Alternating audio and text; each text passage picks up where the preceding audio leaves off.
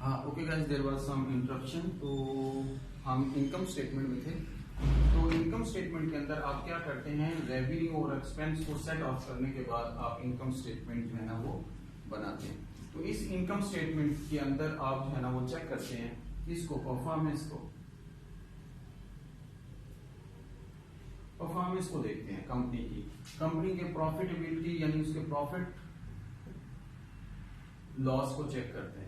ठीक है, यही प्रॉफिट लॉस, यही जो है ना चीज जो भी होती है उसकी नेट इनकम, यही आगे ट्रांसफर हो जाती है इक्विटी स्टेटमेंट के अंदर। तो हम डिस्कस कर अभी नेक्स्ट करेंगे इक्विटी स्टेटमेंट को कि इक्विटी स्टेटमेंट क्या चीज होती है। तो इक्विटी स्टेटमेंट आपके पास क्या चीज होगी। इक्विटी स्टेटमेंट ऐसी स्टेटमेंट है जो इन्वेस्टर से रिलेट करती है। उस इन्वेस्टर ने जब पैसा लगाया है कंपनी के अंदर तो वो उसमें रियली इंटरेस्टेड होगा और वो उसको चेक करेगा। तो उसके लिए वो सबसे पहले क्या चीज देखेगा, वो जब उसने लेट्स सपोज मैं कहता हूँ 2001 के अंदर एक बंदे ने बिजनेस स्टार्ट किया तो उसका बिगनिंग बैलेंस लेट्स सपोज उसने जब इन्वेस्टमेंट की उसके अंदर तो वो उसने 10 बिलियन से स्टार्ट किया और ड्यूरिंग दी 2001 से 2002 के दरमियान लेट्स सपोज मैं कहता हूँ कि उसको इनकम हुई लेट्स सपोज 2 बिलियन की। ठीक है, और फिर उसके बाद उसने पर्सनल यूज के लिए ड्राइंग भी की बिजनेस के अंदर। याद रखें, जब भी बिजनेस के अंदर जो इन्वेस्टर होता है वो पर्सनल यूज के लिए जब अमाउंट को यूज करता है तो हम उसको ड्राइंग का नाम देते हैं। तो आप उसको ड्राइंग भी कर रहे हैं तो वो भी उसकी इक्विटी स्टेटमेंट को डिक्रीज करा। लेट्स सपोज उसने ड्राइंग की 1 बिलियन की और उसका 2002 में उसका एंडिंग बैलेंस क्या हो जाएगा, एंडिंग बैलेंस उसका लेट्स सपोज मैं कहता हूं कि 10 जो ड्राइंग होगी वो माइनस होगी उसकी इक्विटी स्टेटमेंट से। तो आपके पास जो एट द एंड आपके पास बच रहा है वो आपके पास 11 बिलियन उसके पास इक्विटी बच रही है एज ऑन 2002। तो ये उसके पास एंडिंग बैलेंस बच रहा है। तो इक्विटी स्टेटमेंट आप अब इन्वेस्टर को ये बता रही है कि इस पूरे साल के अंदर बिजनेस के अंदर लेन देन हुआ, ट्रांजेक्शन हुई, उसको इनकम हुई, वो इनकम उसमें ऐड हो गई। ठीक है, ये इनकम इसमें ऐड हो जाती है और ये उसमें से लेस हो जाएगी। तो जब लेस होने के बाद जो उसने पर्सनल यूज के लिए निकाले थे तो जब हमने के बाद एट द एंड उसको पता चला कि उसके पास जो है ना वो अमाउंट कितनी बच गई है उसकी, यानी इक्विटी स्टेटमेंट के अंदर अब अमाउंट नजर आ रही है उसकी पॉकेट जो इक्विटी के नाम से है वो 11 बिलियन नजर आ रही है। तो ये 11 बिलियन उसका क्या है, उसकी वेल्थ क्रिएशन है। लास्ट ईयर में उसकी वेल्थ थी लेट्स सपोज 10, तो अब उसकी वेल्थ कितनी होगी करंट ईयर के अंदर, तो उसका इजाफा कितना हुआ है, 1 बिलियन का इजाफा हुआ है उसकी वेल्थ में। तो इसका मतलब है कि बिजनेस जो है ना वो जो है ना अच्छी तरह परफॉर्म कर रहा है और उसकी वेल्थ क्रिएशन हो रही है, उसकी वैल्यू भी इंक्रीज हो रही है। तो ये इक्विटी स्टेटमेंट के अंदर जो इन्वेस्टर्स होते हैं वो अपनी पॉकेट को जिसका नाम इक्विटी है उसको देखते हैं और उसके अगेंस्ट जो है ना वो यानी एनालाइज करते हैं कि whether their income is their wealth is increasing और नॉट इंक्रीजिंग। तो इस पर्पज के लिए इक्विटी स्टेटमेंट को एक्चुअली मकसद ये था कि इस पर्पज के लिए इक्विटी स्टेटमेंट को जो है ना वो बनाया जाता है just for the investor purpose. तो आपके पास है next cash flow statement. Cash flow statement is what, इसके अंदर सिर्फ उस ट्रांजैक्शन को देखा जाता है जो ट्रांजैक्शन प्योरली कैश बेस हो। देखो यहाँ पे बैलेंस शीट के अंदर कुछ चीजें यानी इनकम स्टेटमेंट के अंदर आपने सेल वगैरह की है यानी इसमें इसके अंदर कुछ चीजें ऐसी हो सकती हैं जो नॉन कैश टाइप की हों जिसको हम फर्दर डिस्कस करेंगे। लेकिन प्योरली जो कैश से रिलेटेड ट्रांजैक्शंस होंगी उनको कैश फ्लो स्टेटमेंट के अंदर कंसीडर किया जाएगा। जो नॉन कैश बेस होंगी उनको उसके अंदर कंसीडर नहीं किया।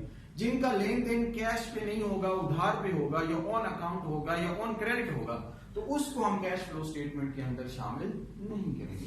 तो वो कैश फ्लो स्टेटमेंट के अंदर हमारे पास 3 किस्म के हम कैश फ्लो स्टेटमेंट को डिवाइड कर देते हैं। सबसे पहली कैश फ्लो स्टेटमेंट आपके पास आती है जी, आपके पास कैश फ्लो फ्रॉम ऑपरेशन। अब कैश फ्लो फ्रॉम ऑपरेशन ये प्लस भी हो सकती है, इसका नेट इफेक्ट और माइनस भी हो सकता है। Operation cash flow from operation ये इसका लिंक किसके साथ है जी, सारे जो बिजनेसेस के ऑपरेशन जो उसका कोर बिजनेस है जिस चीज का लेट्स सपोज जो सेल से रिलेटेड जितने भी ऑपरेशन सेल से रिलेटेड होंगे वो सारी की सारी एक्टिविटी हम कैश फ्लो फ्रॉम ऑपरेशन के अंदर शामिल करेंगे, यानी वो ऑपरेटिंग एक्टिविटी कहलाएंगे और उनका नेट इफेक्ट जो है ना वो प्लस भी हो सकता है, कैश आया भी होगा कैश गया भी होगा, वो प्लस भी हो सकता है और माइनस भी हो सकता है।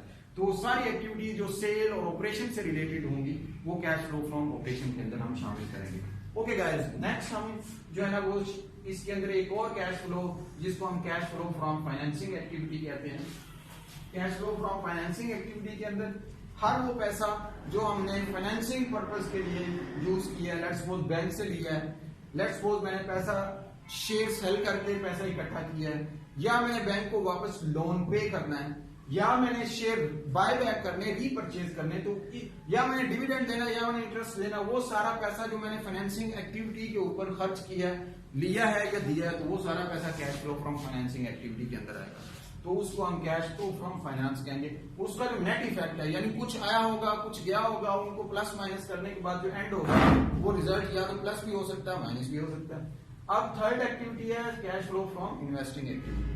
जो cash flow from investing activity कि आपने लॉन्ग टर्म के एसेट्स के अंदर जो पैसा लगाया है, या आपने कोई लॉन्ग टर्म का एसेट बेचा है, या इन्वेस्टिंग डिसीजन जो लॉन्ग टर्म के हैं उससे रिलेटेड जितनी भी कैश कि इन या कैश का आउट हुआ है वो सारा किसके अंदर आ गया, cash flow from investing activity. और इनका जो नेट इफेक्ट होगा उसको हम नेट कैश फ्लो कहते हैं। वो भी प्लस भी हो सकता है और माइनस भी हो सकता है। तो ये कैश फ्लो स्टेटमेंट होती है जो आपको, अब इससे आपको पता चलेगा कि how company is handling their cash.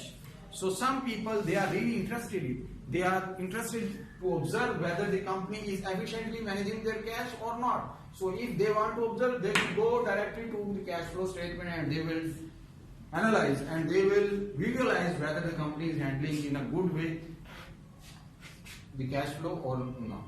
So this is the cash flow statement. अब जो एक लास्ट आपके पास चीज होती है वो होती है notes to the accounts। इन चारों चीजों के अंदर डिफरेंट अकाउंट्स यूज हुए हैं चारों स्टेटमेंट्स के अंदर। उससे रिलेटेड अगर इन डिटेल इंफॉर्मेशन आपको पढ़नी है तो वो आप नोट्स टू द अकाउंट्स के अंदर पढ़ सकते हैं। हर एक अकाउंट के आगे नोट या नंबर गिवन यानी दिया गया होगा, आप उस नोट पे जाएं और इन डिटेल इंफॉर्मेशन वहां पे जाकर आप किसी भी कंपनी की आप एनुअल रिपोर्ट उठाएं, आपको ये चार स्टेटमेंट तो चार टेबल्स के अंदर नजर आ जाएंगी। लेकिन उससे रिलेटेड बाकी जो एनुअल रिपोर्ट कंपनी की जो इतनी बड़ी नजर आती है वो सारे नोट्स टू द अकाउंट्स होते हैं, जो इन चारों स्टेटमेंट्स के बाद जो वो नजर आ रहे होते हैं आपको इन डिटेल इंफॉर्मेशन नजर आ रही होती है।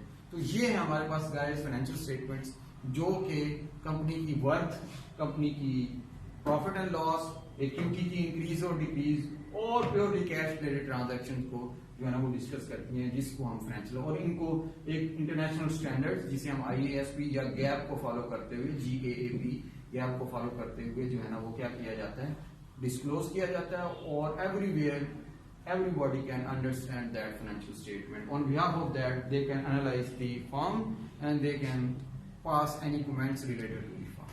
So thank you so much guys. You can listen that lecture and you can understand what are the financial statements.